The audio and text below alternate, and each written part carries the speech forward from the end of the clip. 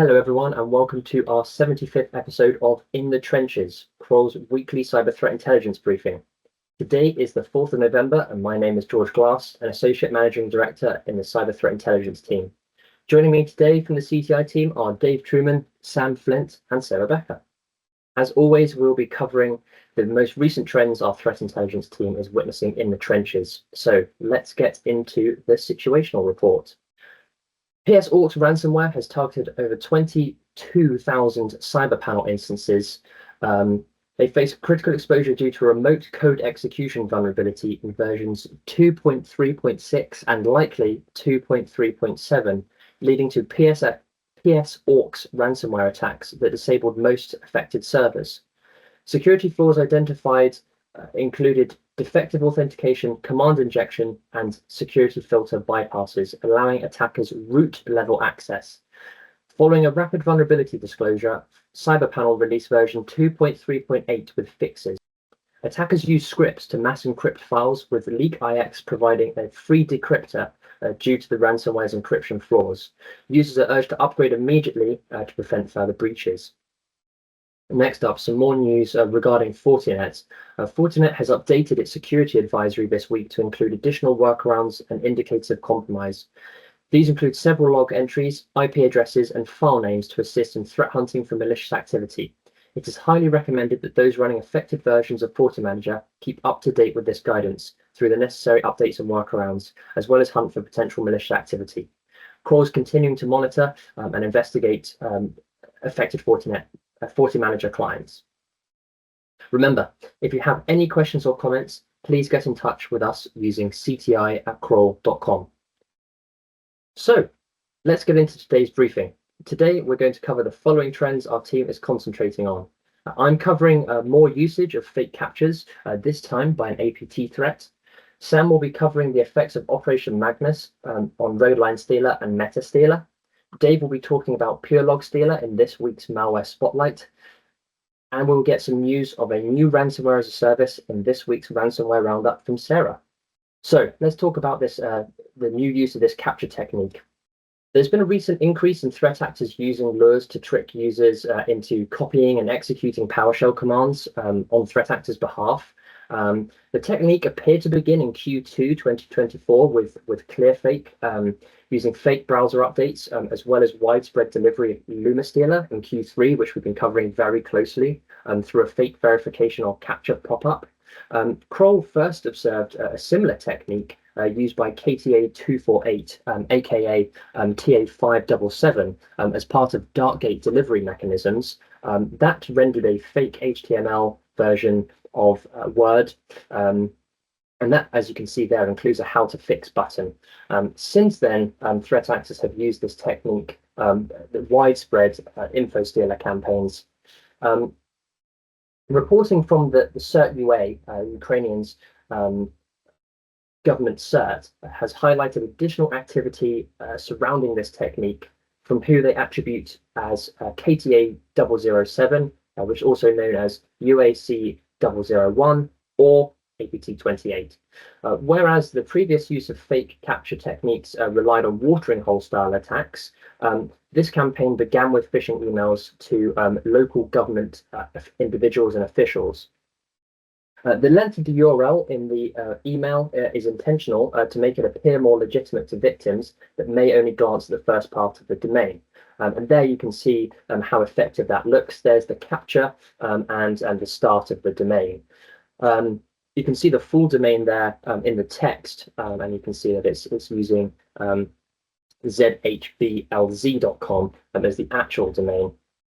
The phishing link leads to a simple capture style box that, when ticked, copies PowerShell code whilst revealing the familiar steps that we've observed in similar campaigns. There it is. That's what it looks like.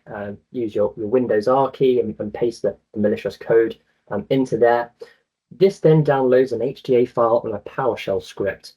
The HTA file has two main functions, which are to clear the clipboard and run HTML code to present the victim with a fake verifying capture page, likely to mask additional malicious activity that is occurring.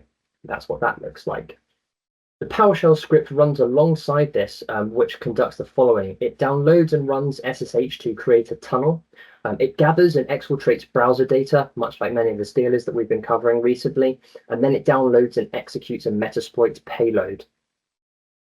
The potential for more advanced actors using the technique, we predict, is going to increase due to the significant success that we've seen in Q2 and Q3 of this year.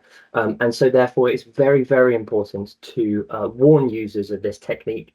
As we've mentioned before, it doesn't tend to appear in sort of traditional cybersecurity training, which is more focused around phishing and clicking malicious links. Of course, this one does leverage phishing, but it's so well disguised, and that the Captcha section doesn't really trigger those sort of training responses that have usually been trained into users over many years. So certainly one to keep an eye on, and we'll keep updating as we find more evidence of this technique being used in the wild. Now I'll pass to Sam to take us through Operation Magnus. Over to you, Sam. Thanks, George. More good news for defenders this week, as following on from Operations Kronos and Endgame earlier in the year, coordinated action was taken by authorities from the Netherlands, United States, Belgium, Portugal, the UK, and Australia to shut down Redline Stealer and Metastealer infrastructure in Operation Magnus, announced on the 28th of October. Dutch National Police seized 3 servers, police in Belgium made 2 arrests, and in the United States 2 domains were seized and charges were laid against a Russian national, Maxim Rudimatov, for allegedly developing and administering the malware. Authorities are also recovered a database of Redline Stealer and Metastealer clients, including account credentials, IP addresses, activity timestamps, and registration details. Investigators say they also acquired all source code for both info stealers, including the license and REST API servers, user panels, and Telegram bots. Mimicking recent law enforcement practices during takedown operations, Dutch police released details of the operation over multiple days, mocked those involved, and posted messages in forums and sent direct messages notifying them of the seizure and warning involved parties will be notified and legal actions are underway. The US Department of Justice, meanwhile, charged Maxim Rudimatov with access device fraud, conspiracy to commit computer intrusion, and money laundering. If convicted, he faces a maximum of 20 years in prison. The complaint revealed he was identified through a series of security errors, including the repeated use of a Yandex email address to register accounts on Russian language hacking forums, using monikers that were also adopted on other platforms. Investigators were also able to retrieve from Rudimatov's iCloud account, including numerous malware files and at least one determined to be Redline Stealer. Often spread through phishing emails and compromised websites, InfoStealer malwares like Redline Stealer and Metastealer scan a victim's machine for secrets and credentials stored in the browser. Credentials are then either used by the attackers themselves or sold on to others who use them for further compromise victims, often leading to ransomware or other financially motivated attacks. Redline Stealer has been in operation since at least 2020 and has been described as an affordable malware as a service, with prices starting from as low as $150 per user. Known customers include KTA243, also known as Scattered Spider. Metastealer is relatively newer, first seen in 2022, and most commonly spread via phishing emails with DocuSign attachments containing malicious macros. The latest transnational operation to disrupt malware groups shows the authorities are taking an increasingly aggressive and collaborative approach to crack down on the pervasive problem posed by these actors. Authorities are also implementing new strategies to promote their operations and dissuade users of these services, creating polished videos and mirroring the presentation and language of providers in their own statements. Given the year-on-year increases in malware activity, it's yet to be seen how much impact these will have on the industry. Back to you, George. Thank you very much, Sam. It's always good to get some good news, and we'll keep monitoring that to see what impact that has. Thank you very much. Next up, we're over to Dave to talk about PURELOGS. Over to you, sir. Thank you. Originally seen in 2021, PURELOGS is an info stealer written in .NET by a threat actor who goes by the name of PureCoder. Its core functionality consists of collecting and exfiltrating data from applications such as web browsers, cryptocurrency wallets, email clients, and messaging apps. Whilst configurable, the C2 port is often left at the default port of 7702. PURELOGS is a commodity malware that is sold on underground forums for $99 per year and has mostly been seen being distributed via phishing emails. One campaign used password-protected zip archives The archive contained a cab file disguised as a batch file, which would execute the malware inside the cab upon extraction. Because cab files are archives used by Microsoft for software installation, they can be configured to execute files contained within them. In the first stage of execution, PureLog decrypts and decompresses a large section of bytes with AES to obtain a DLL file which it loads reflectively. It then moves on to perform anti-analysis and anti-sandbox checks, for example, looking for strings such as VMware with WMI queries. If all checks pass, the stealer will establish C2, which can be configured to run over Tor. It then proceeds to loot data from browsers, crypto wallets, and communications applications such as Discord and Outlook. Maintaining a good EDR solution and user phishing training should help mitigate the risk. Thank you. George? Thank you very much, Dave. And finally, we'll go to Sarah for the Ransomware Roundup. Over to you, Sarah. Thanks, George. On October 26th, Stormus announced on their Telegram channel that they are offering a new ransomware as a service titled Dragon Ransomware, and they're just stating it to users that it will be coming soon.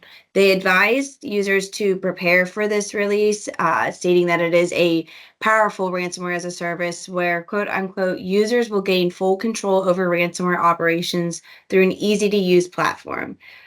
In that post, they did highlight a couple features from the service, such as Command Center, where they're saying you can access our secure website to manage targets with precision and flexibility. This intuitive platform combines cutting-edge encryption with real-time control for seamless deployment, as well as another service, and they're titling that as Unmatched Power and Total Privacy. So this is for leveraging industry-leading security. Dragon Ransomware ensures all operations are protected and private.